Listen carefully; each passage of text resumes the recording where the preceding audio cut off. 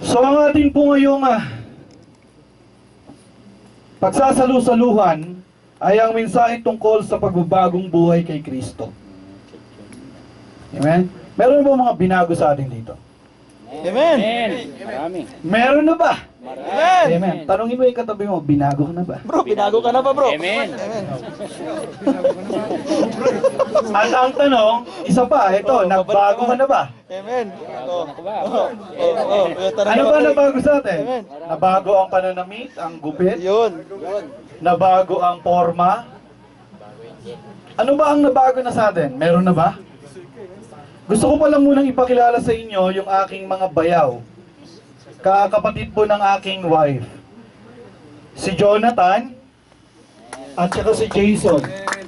Yan po ang aking mga bayaw. Yan po ang dalawang kapatid ng aking asawa. Sapagkat dalawa lang talaga yung kapatid niya. Kompleto na sila, tatlo na po sila. Sila po ay nagtatrabaho under the company of G4S under Almajal. At sila din po ay kapisanan ng mga nagtitimpla ng tsaa. Kaya marami na kayo. Amen. Amen. Tsaka po ang aming adopted na relative, si Rodel. Yan po ang isa sa mga player ng basketball sa Saudi Arabia.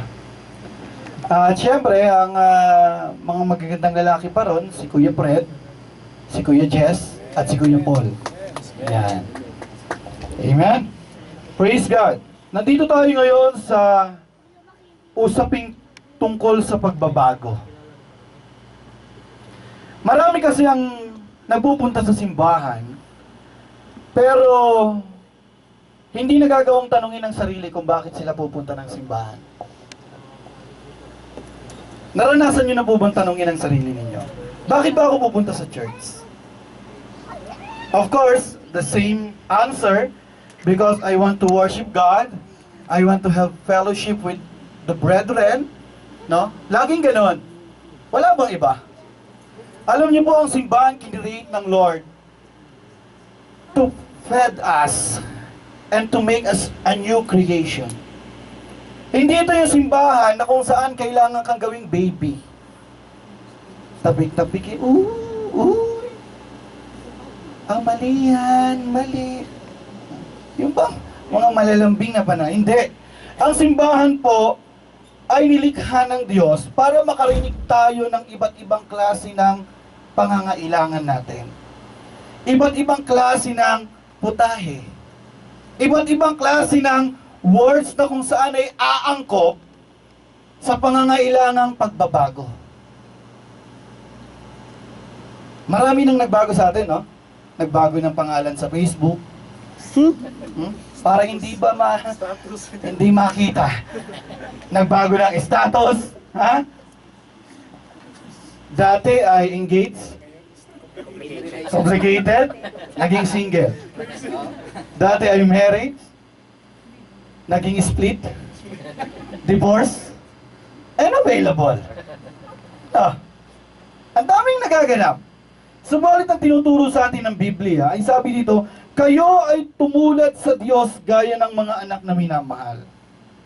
At lumakad kayo sa pag-ibig gaya ng pag-ibig ni Kristo sa atin at ibinigay ang kanyang sarili para sa atin bilang handog at alay sa Diyos upang maging samyo ng masarap na amoy. Pakiamoy niya nga yung katabi niya kung masarap amoy niya. Naman. Restaurant. Mercure to eh. Amoy? Amoy lemon. Limon. Melon amoy. Hindi nagsabi amoy sibuyas. May amoy sibuyas ba dyan? Wala naman siguro.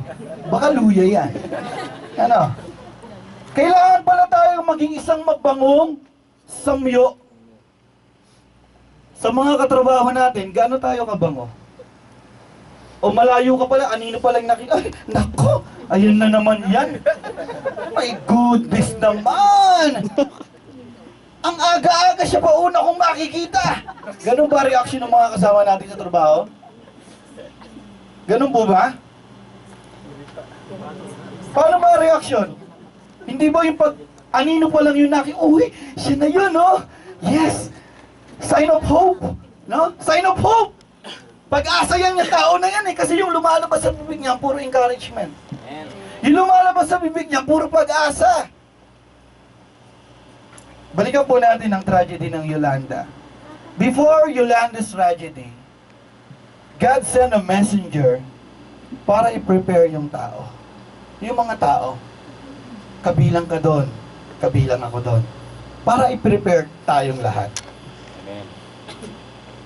I think that is 2010 when Pastor, the prophet, no? The Lord spoke to him, and he declared it in the midst of the Filipino people in the Philippines. Pero walang naging reaksyon ng mga Pilipino. Binaliwala ang warning ng Diyos. Alam niyo ano lang ang pinakanais ng Diyos?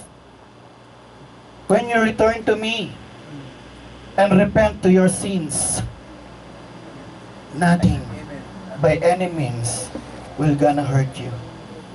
Ang sabi ng Diyos doon, bumalik lang kayo sa akin, magpakumbaba kayo at humingi kayo ng tawad, patatawarin ko kayo at walang mangyayari sa inyo. And this morning is also a warning for us about walking in this world na kung saan ay lumalakad tayo na may maganda tayong samyo. May maayos na halimbawa sa harap ng marami. Because being a Christian, alam niyo, bilang maging mga Kristiyano, we are created by God to be a concerned people. Concerned ka dapat. Concerned tayo. Hindi yung ako lang, ang problemahin ko, pamilya ko lang, wala akong pakialam. Wala naman akong ginagawang mali eh. Ay, yung mga dahilan ng marami. Wala naman akong ginagawang mali eh. Eh, wala ka rin ginagawang tama eh. Paano ba yun? Di ba? Okay naman yung ginagawa ko eh. Sa paningin mo, okay. Kasi ang concern mo, sarili mo lang. You should be concerned out of yourself. Yun po ang nais ng Diyos para maging mabangong samiyo tayo. Sa bawat salitang sasabihin natin, concern ba tayo sa lalabas dyan sa bibig na yan? Ang ganda pa naman ng bibig. Ang pula ng labi. Nakabrace ang ngipin. Tapos ang lumalabas, ano? Ano na? Kayo na makakapagsabi nun. We're just going to read what the Bible says. Let's go to the book of Ephesians chapter 4 verse 17. Kaya sinasabi ko ito at pinatotohanan sa Panginoon na kayo hindi na dapat lumakad sa gaya ng lakad ng mga hintil sa kawalang saysay ng kanilang mga pag-iisip. Mga kapatid, dapat hindi na tayo lumakad sa isang klase ng pamumuhay na walang saysay ang mga pananaw na lumalabas. Nonsense, eka nga sa English. Amen. Are we still in the presence of God na lumalakad tayo na may sense ang lumalabas sa atin? Andiyan po ba kayo? Amen. Hindi ako galit. Kaya huwag kayong tumingin ng masama. Mahal ko kayo. At higit sa lahat, mahal kayo ng Diyos. Amen. That's why God sent His word this morning.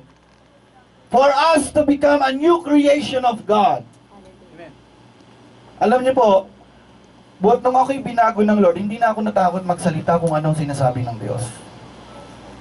Kung sasabihin mo'y totoo, wag mong ikatakot. Pero kung sasabihin mo'y kasinungalingan, kabahan ka.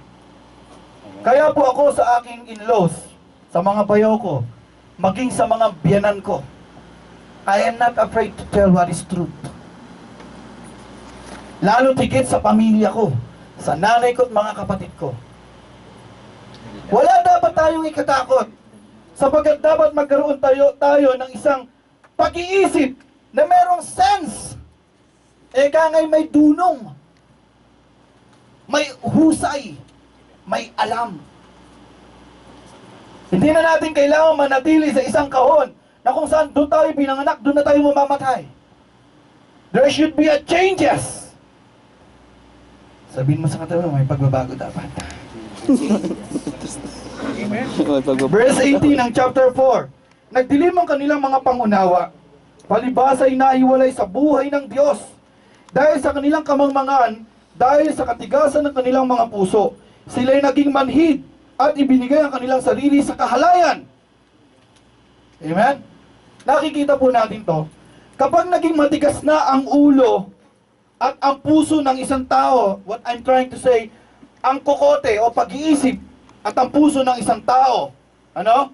Sila ay humahantong na sa isang buhay na kung saan ay kawalan.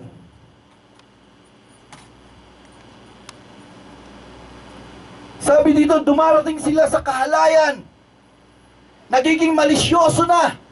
Lahat na tumatakbo sa isip, puro mali siya. Mali siya. Ako tama. Puro ganon. Ayan na si Haring Sablay, dumarating.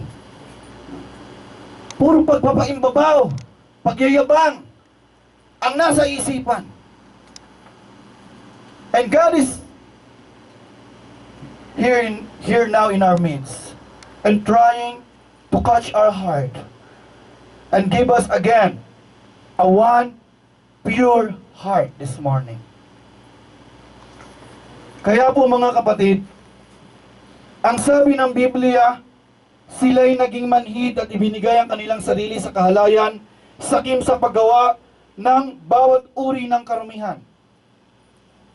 We as a Christian believer, tayo bilang mga Kristiyano, hindi na dapat tayo lagi pang pinapaalalahanan sa mga bagay na mali. Sapagkat mula pa noon, alam na nating mali. Amen? Mali na nga, gagawin mo pa. Alam mo namang hindi nakakatulong ang sigarilyo sa katawan mo. Maninigarilyo ka pa rin.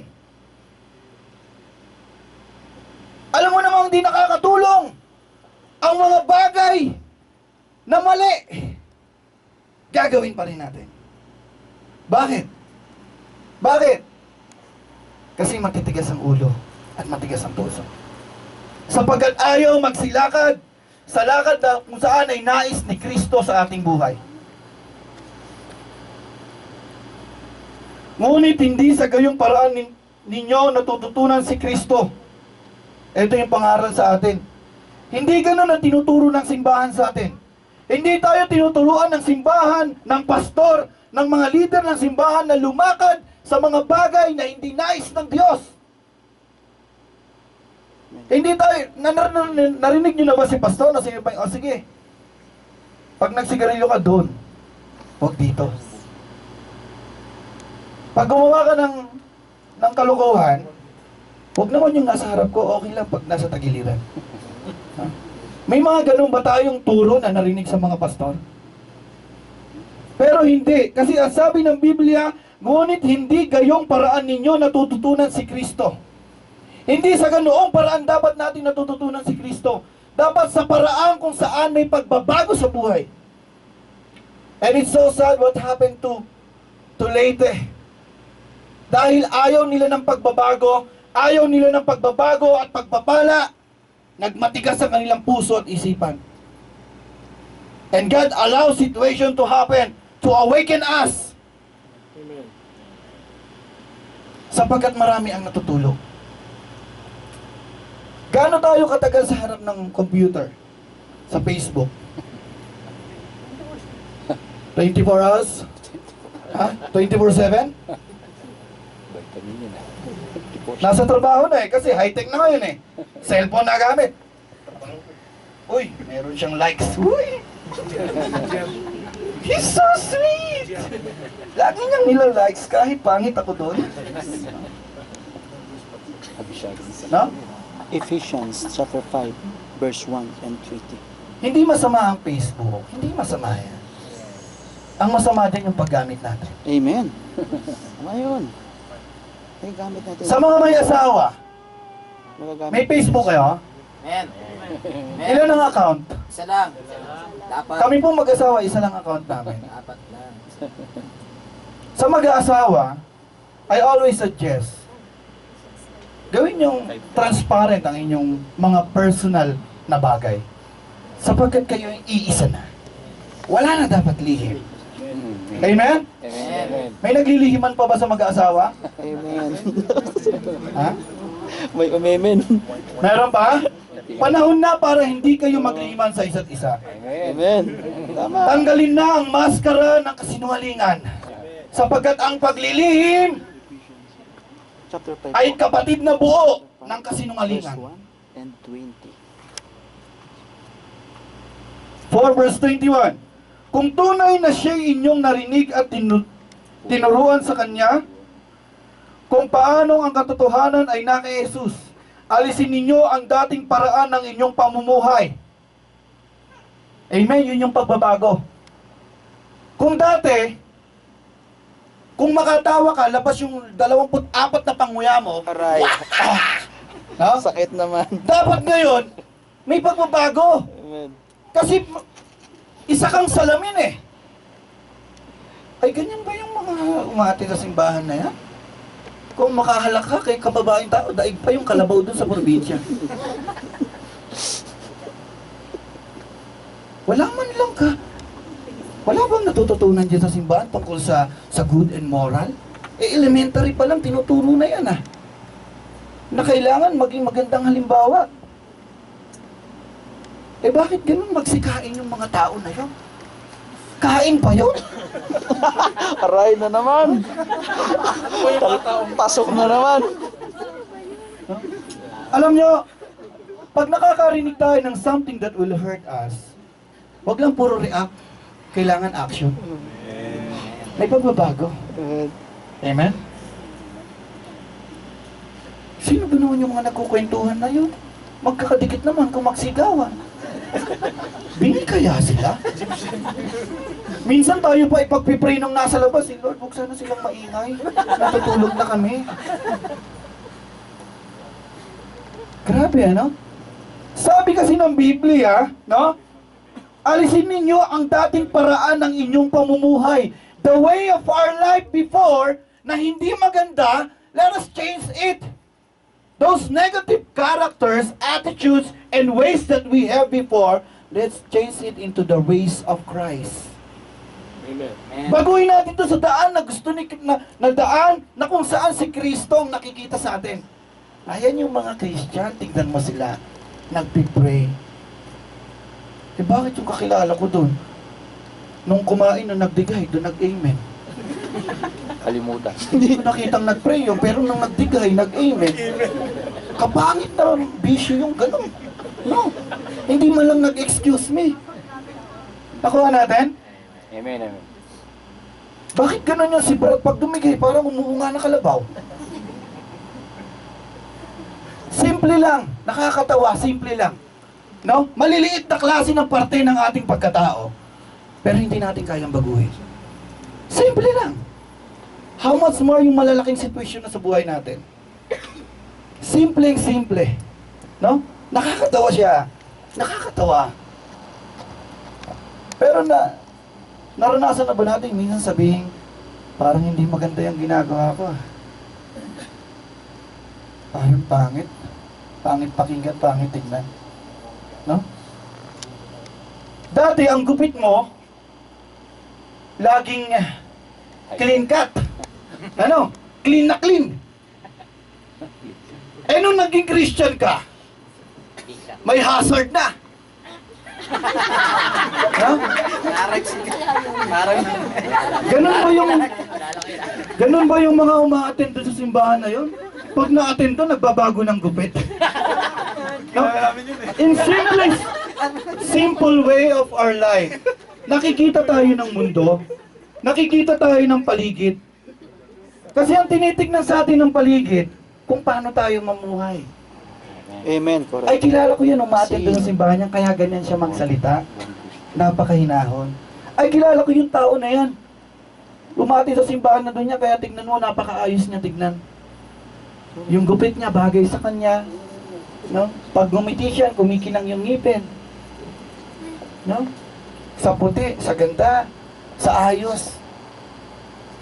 Hindi, nung umati sa simbahan, mas naging worse ang itsura eh. No? Parang napabayaan yata. Naging kulungan yata yung pinasukan, hindi simbahan eh. No? Dati lip shiner lang yung nilalagay. Nung napunta simbahan, Parang aswete na yung nakalagay sa labi. Nako, nabading mo. No? Hindi masamang gumamit ng kolorete sa mga kababaihan. Yan ay inyong angking kagandahan para sa inyo, karagdagang kagandahan. Pero kailangan nasa normal. Huwag grabe. Na kapag napatakan ka ng tubig, naagnas ka. Ay, pinagpapawisan ako. Hanap ka ng tissue para matuyo mo yung tubig. Kasi pag tumagas yan, babakat na ganun, ang lalim. Tunaw yung foundation eh. Ano yan? Ay, yung mapapauwi sa amin. Huh? So, alisin natin ang dating paraan ng ating pamumuhay. No? Ang dating pagkatao na pinasama sa pamamagitan ng mapandayang pagnanasa. Verse 22 ng chapter 4, Ephesians. Alisin natin ang dating pagkatao na dinaya ng pagnanasa. Alam niyo po yung word na pagnanasa dito. A deceitful desires. Yan yun sa English, no? NIV. Deceitful desires, mapanlinlang na mga nais. No? Ang nais kong umasenso, nais kong higitan siya, nais kong maging more than her, more than him. No? Nais kong palitan si pastor. No? Nais ko. Yun yun. Pandarayang nais natin. Ang gusto ko, ako ang sikat sa trabaho. Kaya ang gagawin ko, sisiraan ko si ganito. Magkalalabas ako ng chismis. Na si sister dating lalaki siya. Grabe naman. Tapos si Brad, sa totoo lang, kunwari gwapo yan, pero si Lahi sa bating yan. Sisiraan ko, para yung posisyon sa akin. Para center attractive ako, center action ako ng mga tao. Yung mga self-desire. Mas gusto natin kasing gawin minsan yung gusto natin kaysa gusto ng Diyos. Ano ba ang gusto ng Diyos sa mga may mga dalagat binata pa ba? Pakita sa mga, binata na si Kuya! Woo! Praise the name of the Lord! Bro, may binata ka na. Mag-ipon na ng pan-date. Amen? May mga binata pa ba dito? Taas ako kayo, huwag kayong mahihiya. Huwag mahihiya, binata. Yung totoo ha? Bakit hap-hap lang yung taas? Totoo yan, 100%. Pasayt pa yung iba eh. Binata, na? Baba, dalaga. Meron ba? Dalaga. Taas nyo, parang alanganin kayong dalaga kayo. Yan, 3 kalahati. Yung anak ko ano pa yun eh. Na, 3. So yung mga binata dito ay certified na binata. May commitment, wala. Yung mga dalaga dito, certified na dalaga. May commitment, wala. Walang commitment. Engaged daw si Engaged na ba? Engaged na siya? Sigurado ka na?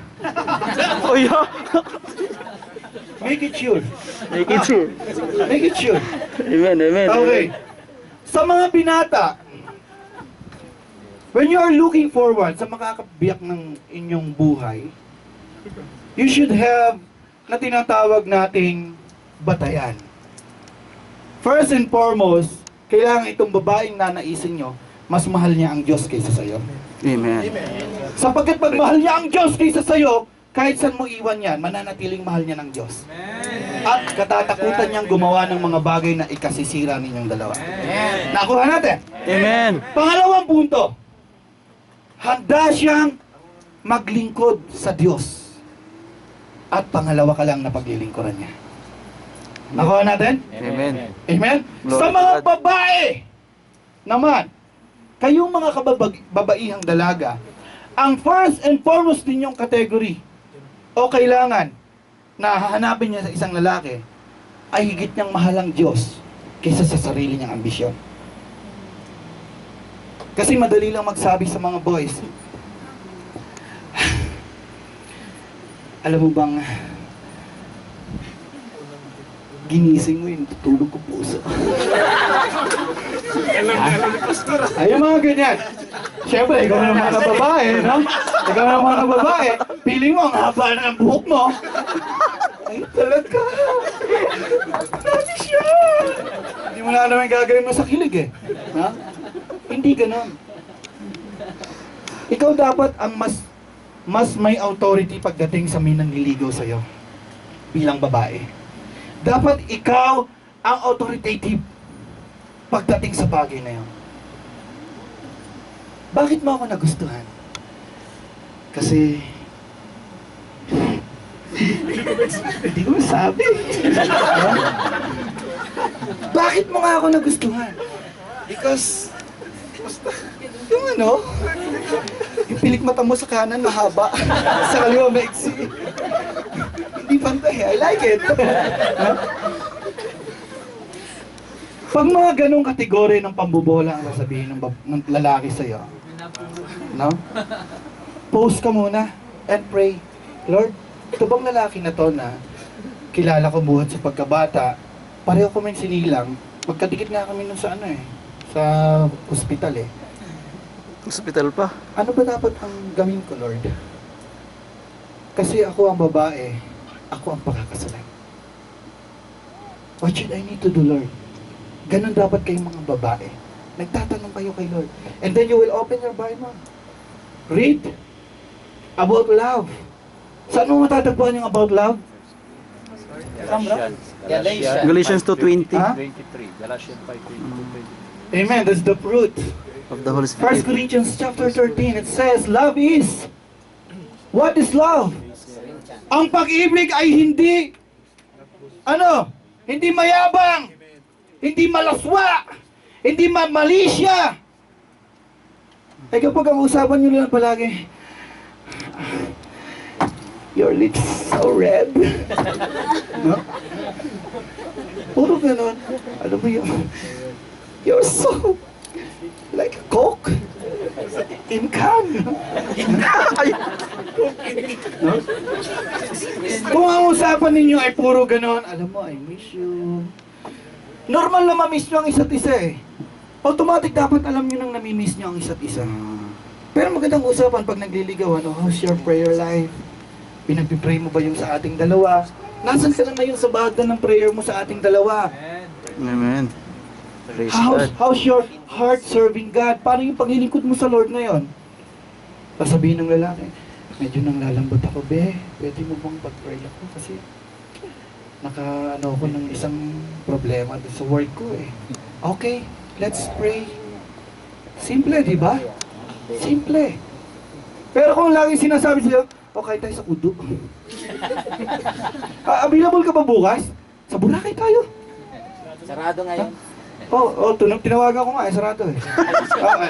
Di wala akong makikita dyan ng mga nagtatago-tago. Sabi ko dun sa may nakita kasi ako minsan nagtatago-tago dun eh. Ha? Available ka ba? Saan kayo magsusuk? Sa Kamis kami. Nasaan ka ba? Nasa Nadyaran. Susunod ako dyan! Ha? Nonsense. Kaya po, we should understand a new life in Christ. Mga kadalagaan at kabinataan, huwag niyong panghihinayangan yung mga magaganda at gwapo. Huwag niyong panghihinayangan ng pisikal. Just say it to the Lord. Lord, this is the best. Yung the best nito yung ibibigay mo sa akin. Yung best na kung saan kahit saan ko pakawalan, mananatili sa akin siya at sa iyo siya. Nakuha natin? Amen. Mga binata, nagpaplano na ba kayo? Mga kababaihan, nagpaplano na kayo? Hindi rin masamang magtanong sa mga babaeng nililigawan. Handa ka na ba sa panliligaw mo? Oo, nakabili nga ako ng bagong shoes eh. Anong paki ko sa bagong shoes? Huh? Handa ka na ba sa panliligaw mo sa akin? Kailangan may mga ganun kayo. At tatanong kayo, ano ba dapat kong paghandaan? Tignan mo yan. Pati yun hindi mo alam. Eh paano mo masasabing mahal mo ako kung paliligaw, di mo alam? Nakuha natin, mga girls, tawa kayo ng tawa dyan. Huh? So we need to know the situation, okay? Alisin ninyo ang dating paraan ng inyong pamumuhay, ang dating pagkatao na pinasama sa pamamagitan ng mapandayang pagnanasa, no? Verse 33, at magbago sa espiritu ng inyong pag-iisip. Did you see that the connection? ng natural na buhay at ng buhay sa Diyos. It should always be first about God's, about yung mga nais ng Diyos. Kailangan magbago tayo sa espiritu ng ating pag-iisip. Why? Bakit? Sapagkat ang isip natin polluted na sa mundong ito. Magbukas ka ng TV, makikita mo doon sa, ano yung mga showtime dyan? Ayun, yung showtime, no? Ano makikita mo doon? Mga babae, nagsasayaw-sayaw, nanggagaganon, wala kapagod-paguran, no? Yung mga lalaki, uy, uy, uy, uy, uy, uy, puro uy eh, no? Sa Channel 7, makikita mo, nasa likod ng mga host, gaganon-ganon, wala kapaguran yon, no? Paguran. Polluted na yung isip natin ng lahat ng teknolohiya sa mundo. Polluted na yan. Magbukas ka ng internet, ano pwede mong makita doon? That's why God is always telling us that we need to protect this mind. Ito, andito ang battlefield. That's why we need to be wise. According to Ephesians chapter 5 verse 17, that we need to walk wise. No? Lumakad tayo ng may karunungan, sapagkat ang mundong ito ay pasama na ng pasama. Amen. Sabihin mo sa tuloy, magbago na dapat ang isip. Amen, amen bro. Pero huwag kayong mag-isip bata, ano? Huwag po tayong magiging isip bata.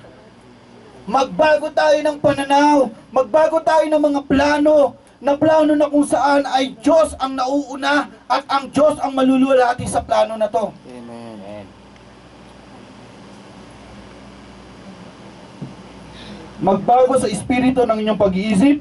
24, at kayo'y magbihis ng bagong pagkatao na nilalang ayon sa wangis ng Diyos. Magbihis tayo ng bagong pagkatao na ayon sa pagkakalalang ng Diyos sa atin. Ano ba yung bagong pagkatao na to na sinasabi ng Biblia? Ano tong bagong pagkatao na to? Ano yung bagong pagkatao na to? Ito na yung taong marunong na mag-say no sa mga bagay na mali. Say no when it comes na hindi na to para sa Diyos. Oy Brad, may nakita akong link. Pasa ko sa'yo ah. Tingnan mo to. Ay sige. Ang bilis ng sige eh. Nagtatype pa lang ako, nakasige ka na. Isiset ko pa lang yun ah. Huh? Nakukuha natin? Say no to those situation sa mga impluensya na hindi ayon sa nais ng Diyos. Amen. Sa mga plano at pananaw Amen. na hindi ayon sa nais ng Diyos. Kailangan po natin maranasan ito sapagkat tayo ay may bagong pagkatao na ayon sa wangis ng Diyos. Tingnan nyo nga po yung mga katabi nyo kung mukhang anghel yan. No? Ano yung tsura? Tanghel na gala. Oh, hindi witchcraft yan. Hindi lang maganda pagkakayos ng buhok. At kayo magbihis ng bagong pagkatao na nilalang ayon sa wangis ng Diyos. Kaya't pagkatapos itakwil ang kasinungalingan, ang bawat isa ay magsalita ng katotohanan. Kaya nga po ang sabi ng Old Testament, ano? We need to be a brother's keeper. No? Tagapag-ingat tayo ng ating kapatid. Pag alam mo nagkakamali na yan, huwag mo nang i-tolerate. Brad, medyo sablay yung sinabi mo kanina.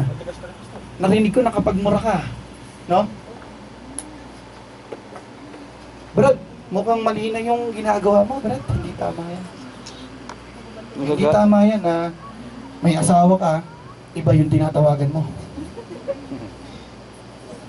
Brad, hindi tama na yung ano, may kachat ka dyan, may Facebook nga kayong mag-asawa, gumawa ka naman ng bago. Tapos wala man ng lalaking naka-add sa'yo. Sasagot sa'yo yun ngayon.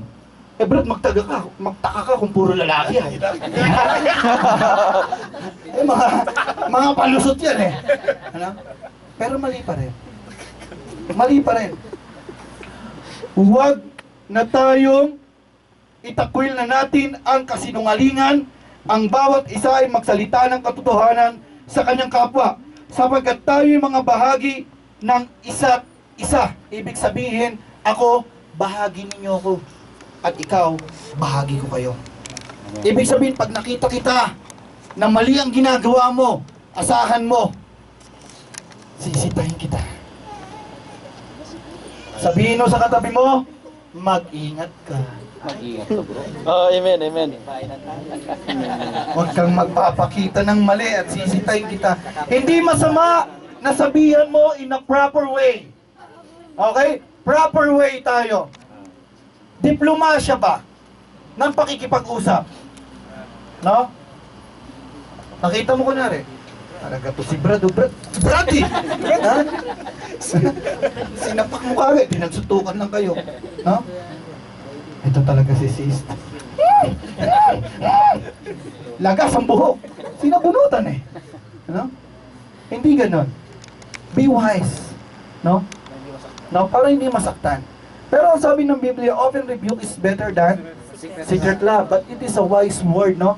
Itong Proverbs na to ay salita ng karunungan. Hindi yun basta sinabing ganon. You will should also, kailangan mong i-implement yung word na love. Doon. And the word rebuke. The word rebuke is full of wisdom. Hindi basta-basta sinasabi. Magsasabi ka, sarili mo nga, hindi mo kaya sabihin eh. Ganun lang kasimple yan. Prove it to yourself first before telling it to other. Amen. I-prove mo muna. Prove it. Para pag sinabi mo, makikinig siya sa'yo. Bro, tama na yung pambabae. Ikaw nga, dami mong kachat eh. Diba? Bro, tigil mo na yung pakikipag-text. Ikaw nga, tinatawagan mo ako, text lang eh. Diba? Paano mo may correct yung isa? Kung ikaw sa sarili mo, hindi mo kayang i-correct. Nandiyan pa tayo. Kaya pa? Amen. Kaya ba? Amen. Nababawasan na ba? Nababawasan na? Napapalitan na ng maganda? Purihin ng Diyos. Kailangan may pagbabago. Action. Amen? Lazim. It should be. Lazim, malazim. Amen? Amen. Makalasin. Magalit kayo, ngunit huwag magkasala. Ito yung matindi rito. Sa verse 26. Parang ang hirap nun, ano? Ha? Mahirap ba yun? Magalit mo. Hindi. The Bible said, magalit kayo sa kasalanan. No? Huwag dun sa tao. When Jesus also, no? Nakita niyo yung mga disipulo na kinakabahan doon sa bangka? Nagalit siya. O kayo na malilitang pananampalataya. Hanggang kailan ako magiging kasama ninyo? Nagalit siya eh. It means to say we have a natural reaction sa mga bagay na mali. Sa mga bagay na mali, pwede tayong mag-react. Pwede tayong magalit. Mali na naman. Itong mga player ng basketball na to. Ang titigas ng kukote. Hindi marunong makinig kay coach. Puro angal. Alright. Amen? Pili ang galing-galing, hindi naman. Mukha lang magaling. Huh? Hindi man lang nakikinig sa akin. Bilang coach. Diba? Nagagalit, nagre-react. And that is the natural reaction pag may mali. Ibig sabihin dito, huwag kang magkasala. It means to say, the Bible in book of Galatians, huwag mong hayaan ang galit ay malubugan ng araw. Sapagkat kapag nalubugan ng araw yan, hindi na yung galit, sama na ng loob. And it will deal you to sin. You are sinning on that situation. Kailan, anong oras lumulubog ang araw? Lord, magagalit ako ngayong umaga. Galit ako sa'yo! Ano, gagawin pang excuse yung paglubog ng araw eh. Galit ako! Ha? Kita mo, galit ako sa'yo? Alas 6 na. Lord, patawarin niyo ako, nagalit ako kay sister. Close na kami. We're friends. Everything is okay. Sis, patawarin mo na ako. Patawaran, sabay tulog. Pagkagising ng umaga. So magalit kayo, ngunit huwag kayong magkasala. Huwag kayang lubugan ng araw ang inyong galit. Yun pala yun. No? Ang nagnanakaw ay huwag nang magnakaw pa. May mga nagnanakaw pa ba sa atin dito? Yung ballpen ng inyong opisina. Baka madalas nakakalimutan niya, nasa bulsa niya. Simpleng bagay.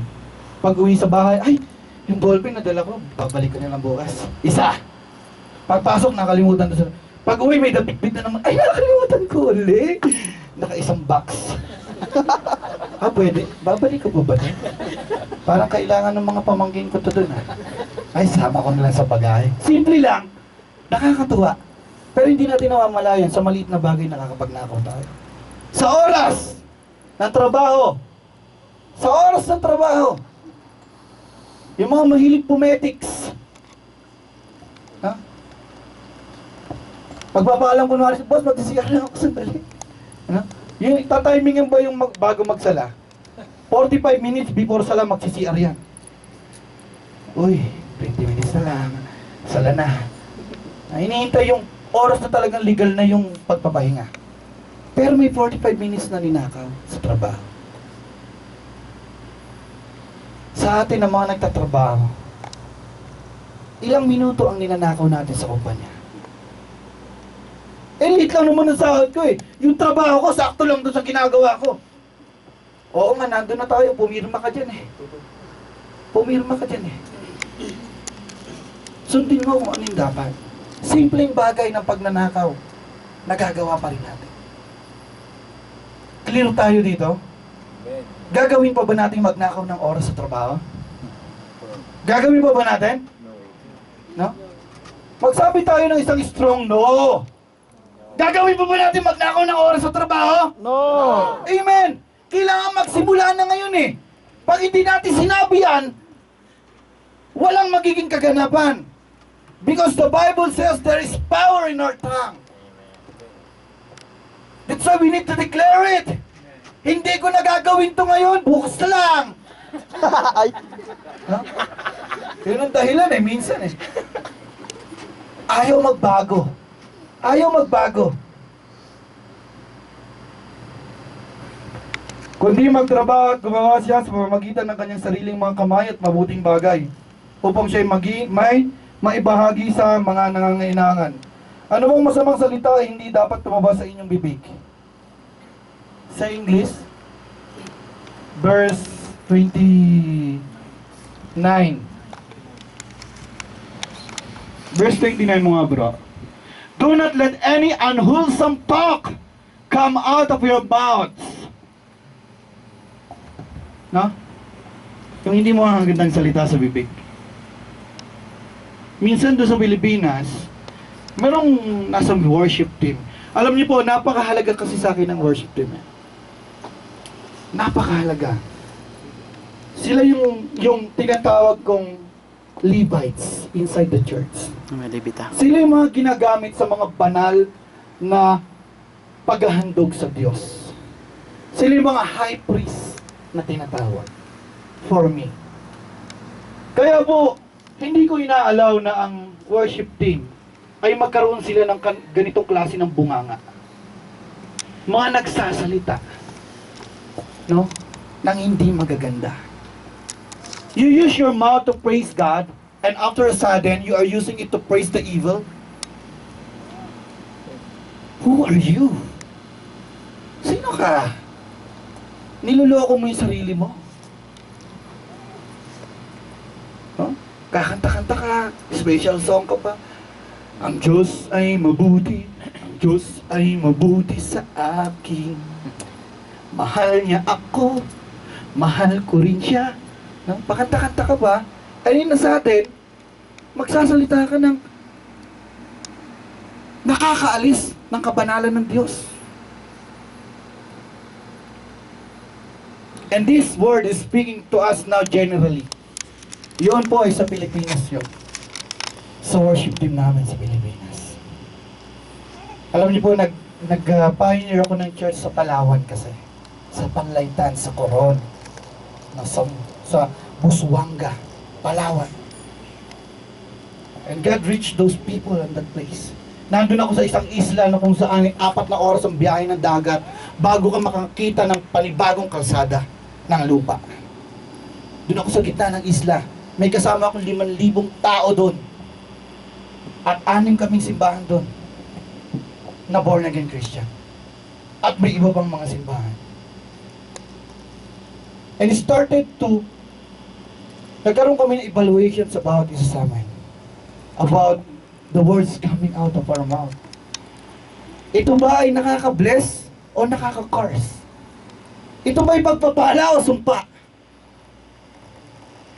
Maliliit na bagay sa parte ng ating pagkatao, minsan ayaw nating bitawan para magbago. Pastor, nakakapikon na talaga siya eh. Hindi ko na maiwasan eh. Ano bang silbi na dumadalo ko sa church kung ayaw mo magpabago? Amen. Ano bang silbi na nandirito ka? Nakikinig ng mensahe pero ayaw mo magpabago? Anong reason ng pagpunta mo? Showy, parang artista? Pagpakita ka na nandun ka because na-invite ka, no? Kailangan nag-start ka mag-desire ng pagbabago. Amen. Yes. Pastor, hindi naman ganun kasi. Oo nga, hindi nga ganun kadali. Kaya dapat simulan mo na. Sabihin mo sa katabi mo, simulan mo na. Simulan. Amen? Now na. Minsan madaling sabihin niya, oo, no? Pero kailangan talaga ng Lord kasi sa atin action eh. Because the Bible declares itself faith. No? Without action is Dead. how could you be a light if you are walking in the dark? Paano ka magiging ilaw kung lumalakad ka sa kadiliman? Kailangan glorious ka. Kailangan shining ang glory ng Lord sa'yo. Amen? Ano mo masamang salita, hindi dapat lumabas sa inyong bibig, kundi ang mabuti lamang para sa ikatitibay, ayon sa pangangailangan upang ito ay makapagbigay ng biyaya sa mga nakikinig at makakarinig. Oh, andyan na naman si Boy Pick Up. Kung ano-ano na naman sasabihin yan. No? May mga boy pick up pa dito? No? Maganda maging boy pick up ka kung ang naririnig sa iyo pagpapala. Kasi minsan ang mga Christian, ang mga believers, nakikisabay sa takbo ng mundo eh. Hindi masamang makisabay ka dyan, pero baguhin mo yung takbo nila. Yung takbo na kung saan ay kasama mo si Kristo, may pagkakaibang malaki. Kahit sandwich lang yan, ipag-pray mo. Lord, thank you for this sandwich na siyang makakapawi ng kagutuman ng aking lupang katawan. Thank you, dear God. In Jesus' name. Amen. Simple lang, di ba? Pag nakita ko, si Brad talaga. Brad, pwede mo ba kami ipag-pray minsan? Di ba? It is a challenge sa mga tao sa paligid natin. Nata-challenge ba natin yung mga tao sa paligid natin for good? O nata-challenge sila dahil nabubwisit sila sa atin? Nakaka-challenge talaga itong... No? Gusto ko lang i-dart yung ulo niyan eh. Kukuha natin? Amen. Nandiyan pa tayo? Amen. Chapter 5 verse 6. Huwag kayong padaya sa mga salitang walang katuturan, sapagkat dahil sa mga bagay na ito'y dumarating ang galit ng Diyos sa mga anak ng pagsuway. Chapter 5 na po tayo. Verse 3. Ngunit ang pakikiapid, ang lahat ng karumihan o kasakiman ay huwag sanang mabanggit sa inyo, gaya ng nararapat sa mga banal. Alam niyo po, meron kaming isang miyembro dyan sa JCKLM sa mga kalalakihan.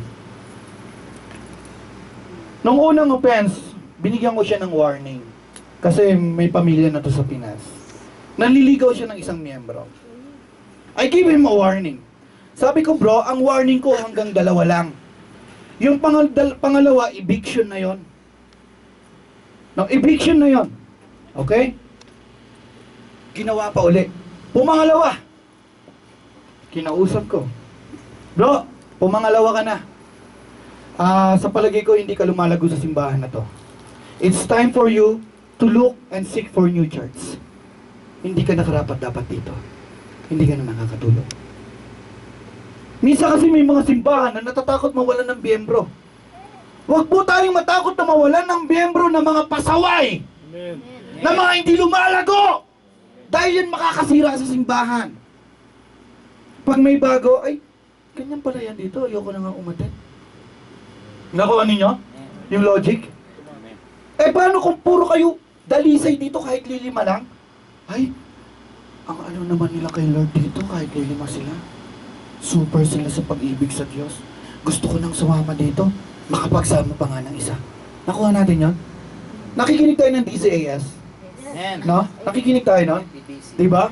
Meron 10 believer na wala yung siyam. Yung isa na natili, naging matatag. Hindi niya kailangan lumakad na may kasama siyang siyam. Pero nanatili siyang matatag. Alam niyo nangyari? Yung siyam na yun naibalik niya at yung siyam na yun nagsama ng siyam at yung siyam na nasama niya nagsama pa ng siyam. 99 times 9 times 9. No? This is only example. Sa simbahan kasi, hindi kailangan ng paramihan dito eh. Kailangan dito totoo. Amen. Amen. Because we need to walk in truth. Because God is seeking a true worshiper and not a false one. Yung totoo. Sabihin mo sa katabi mo, totoo ka ba? Hintayin niyo sumagot! Sumagot ba? Anong sagot? Amen, amen, Tentative? amen, amen. Kamsin. Oh. Mungkin na anak ka lang bukla. Ha? Hindi makasagot ngayon eh. Bukas na lang. Eh siya na ya boy. Shubya siya bab. Billah muskila. No? Let us be a true believers. Itong kapatiran na to, matigas ang ulo eh. Nanligaw. Kinausap ko. Kung ayaw mong sumunod, go for your way. Go on your own way. Kung gusto mong sumunod sa Lord, still you are welcome. Ngayon, pinabayaan na namin. Alam niyo po sa Book of Corinthians chapter 14 or 15, si Apostol Pablo doon sabing dito, kapag ang inyong kapatid ay nakikiapid at ayaw lumakad sa kadiliman, ibigay niyo siya kay Satanas. Ganon siya kay-stricto. During the old church, hindi niya inaalaw ang mga ganitong klase ng kaganapan sa iglesia. Kaya po doon, sa church, hindi uso po ang bigayan ng number. Ang binibigyan lang ng number doon ay yung pastor. Kapag babae ka, doon ka kay sister na leader na babae. Kapag lalaki ka, sa akin ka, kukuha ng number. At inabisuhan din namin ang mga kababaihan. If there's some guys who's asking your number, ibigay niyo yung number ko at sabihin yung number niya. Para pag tumawag, bulagaan kami. Ganun lang kasimple. Kasi minsan maraming mapagpanggap na pumupunta sa simbahan. Mapagpanggap sa harap ng Diyos at sa harap ng tao. Pero hindi niya maloloko ang Diyos. Amen. Ang tao pwede mong lokohin, pwede mong pagpanggapan yan. Pero darating ang panahon, isisiliwalat ng Diyos ang kasinungalingan na meron tayo. Amen. Amen? Kaya po, huwag na natin hayaan dumating pa ang Yolanda sa buhay natin. Panahon na para magsisi at magbago. Ngunit ang pakikipahit ang lahat ng karumihan o kasakiman ay huwag nang mabanggit sa inyo gaya ng nararapat. Gayun din ang karumihan at hangal na nagsasalita o mga mapagbiro na di nararapat. Verse 4. Meron ba mga green jokes pa? O mga double meaning na jokes? Hindi na dapat yun. Hindi na dapat naririnig sa atin yun. Ayan o. Nor should there be obscenity, foolish, talk, or coarse joking, which are out of place, but rather, it should be full of thanksgiving sa atin. Kaysa magsalita ka ng mga walang sense na salita, let us be a thankful words come out of our mouth.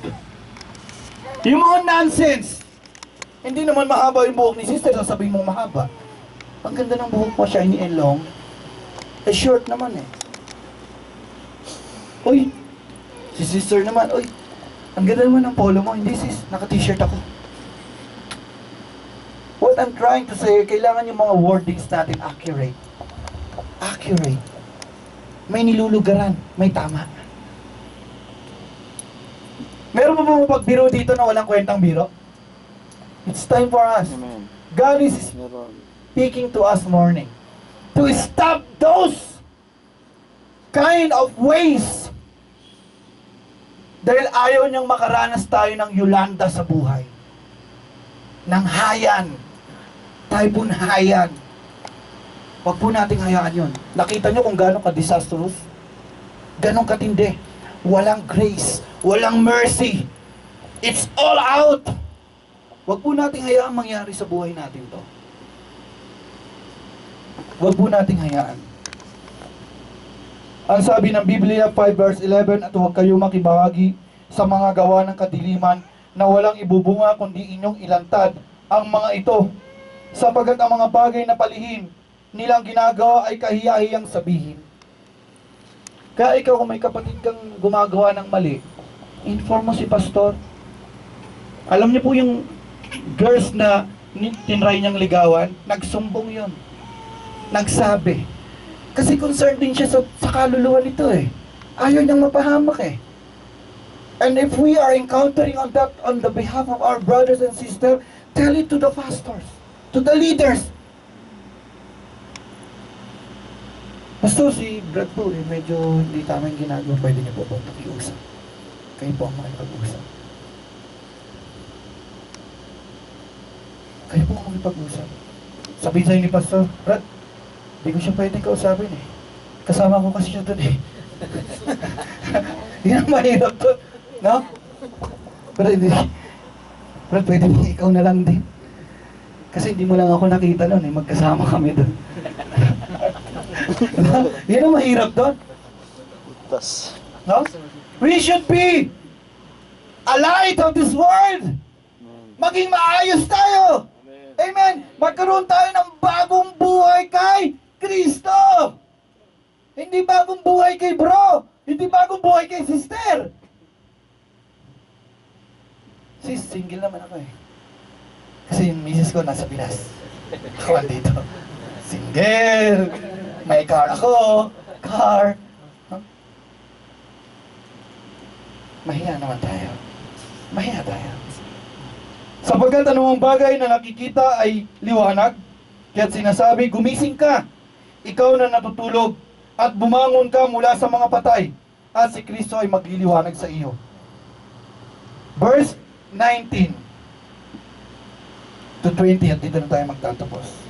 Kayo magsalita ayon sa isa't isa sa mga awit at mga himno, at mga awiting espiritual, na sa inyong mga puso ay nag-aawitan. At gumawa ng mga himig sa Panginoon. Laging nagpapasalamat sa lahat ng mga bagay sa pangalan ng ating Panginoong Hesukristo, sa Diyos na ating Ama. Nakuha po natin yung dapat nating ugaliin. Magpasalamat tayo sa lahat ng bagay. Whether it be good or not. Because God allows bad things to happen to us. Kasi gusto niya tayong matuto sa mga bad na meron tayo. And God give good things to us because alam niya na kaya na natin i-handle yung mga mabubuting bagay. Handa na ba tayong magbago? Amen, bro. Amen. Handa na ba tayong magbago? Alam niyo, napakalaking pagbabago isa pa ay nasimulan natin ang pagbabagong ito ngayon at hindi mamaya. Sa mga maraming kachat, it's time for you to end that. Pas mga ano ko lang naman to, classmate ng elementary. Eh bakit yung sa kabilang room, classmate mo pa rin? Sa kabilang school yung isa eh. Classmate mo pa rin ba yun? Ay, hindi po kasi nung nag-escape ako, doon ako tumatambay. Ang daming reason. Let us do what is good. Let us do it. winarningan tayo ng Diyos ngayon na itigil na natin ang mga ginagawa nating hindi maganda.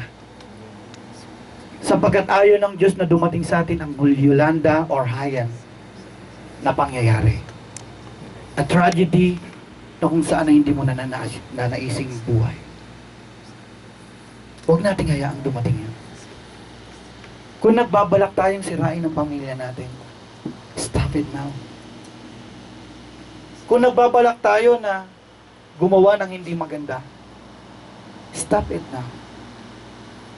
Kung nagbabalak tayo, nag-iisip tayo na kung saan ay pagtuunan natin ng bagay, ang mga walang kwenta at walang maitutulong na sitwasyon, stop it now.